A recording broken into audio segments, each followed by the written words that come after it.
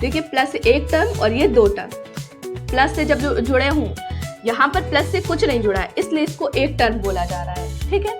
और यहाँ पर प्लस से एक इधर है और एक इधर है, दो टर्म है इसलिए इसको बायनॉमियल, क्योंकि मोनो का मतलब होता है एक, मोनो का मतलब क्या होता है एक, मोनो का मतलब होता है एक और बाय का मतलब होता है दो।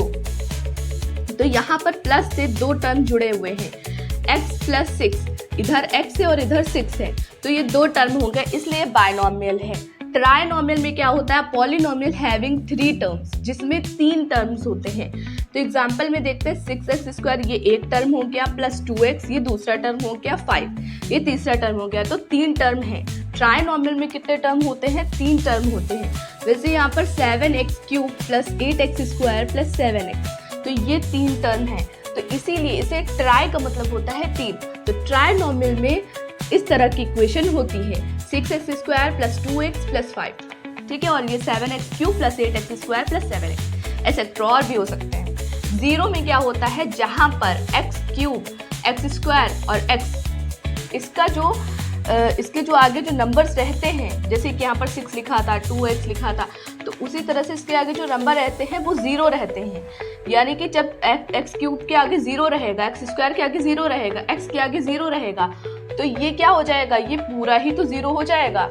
ऑल कोफिशिएंट्स आर 0, इसके सभी कोफिशिएंट क्या हो जाएंगे, ये भी 0, क्योंकि 0 का किसी के साथ मल्टीप्लाई करते हैं तो 0 होता है, जैसे 0 इंटू x³, तो ये आएगा 0। अब 0 इंटू x², तो ये भी आएगा 0। तो 0 से आप किसी का भी मल्टीप्लाई करेंगे 0 आएगा, और 0 प्लस 0 प्लस 0 0 आएगा।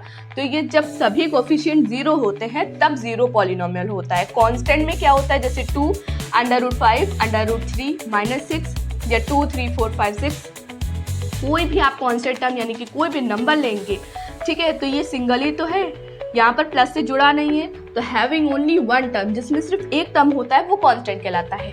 मोनोमियल में जब प्लस से कुछ ना जुड़ा हो, सिर्फ x और x वाली फॉर्म हो और कोई नंबर हो, तो वो मोनोमियल।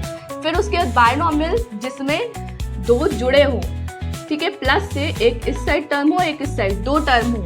और ट्राइनॉमियल जब इधर भी टर्म हो इधर भी टर्म हो और एक और टर्म हो, ठीक है, तो वो ट्राइनॉमियल। और 0 जिसमें सभी 0 हों, और कांस्टेंट में क्या होता है, जिसमें x वाला टर्म ना हो, ये x ना जुड़ा हो, ठीक है। तो मोनोमियल और कांस्टेंट में यही फर्क है कि यहाँ पर मोनोमियल में x² और x आप ले सकते हैं, लेकिन कांस्टेंट में क्या होता है, यहाँ पर कोई x नहीं होता है, सिर्फ और सिर्फ नंबर्स होते हैं।